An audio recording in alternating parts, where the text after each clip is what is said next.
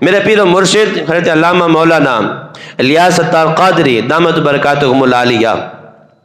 ایک حکایت بیان کرتے ہوئے ارشاد فرماتے ہیں کہ محمود غزنوی رحمۃ اللہ تعالی علیہ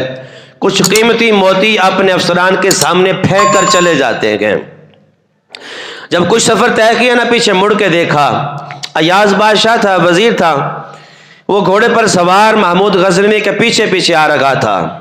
جب محمود غزنوی نے پیچھے دیکھا تو ایاز پیچھے گئے، گھوڑے پر سوار گئے،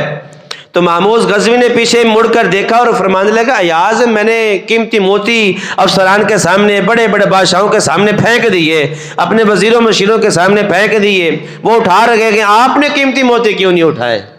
آپ نے قیمتی موتی کیوں نہیں اٹھائے؟ تو ایاز بڑا سمجھدار تھا، کہنے لگا، علی جا اے محمود غزنوی، اے پیارے،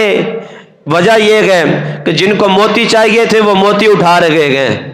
جن کو موتی چاہیے تھے وہ موتی اٹھا رہے گئے، مجھے موتی نہیں چاہیے، مجھے موتی والا چاہیے،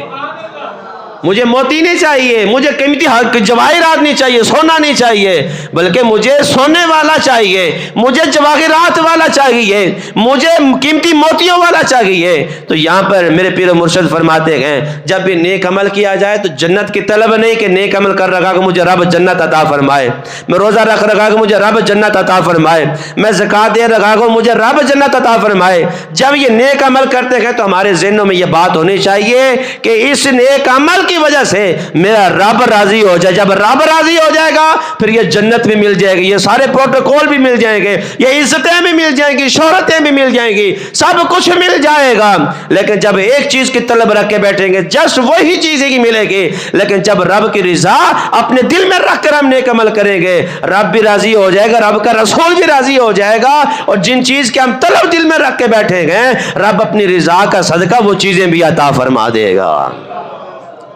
جب بھی نیک عمل کریں اللہ کی رضا حاصل کرنے کے لیے کریں، جب رب راضی ہوتا ہے نا اللہ رب العالمین ساری چیزیں عطا فرما دیتا ہے، جو ہمارے وہم و گمان میں چیزیں نہیں نہ ہوتی وہ چیزیں بھی رب ہمیں اپنی رضا کا صدقہ دے دیتا ہے۔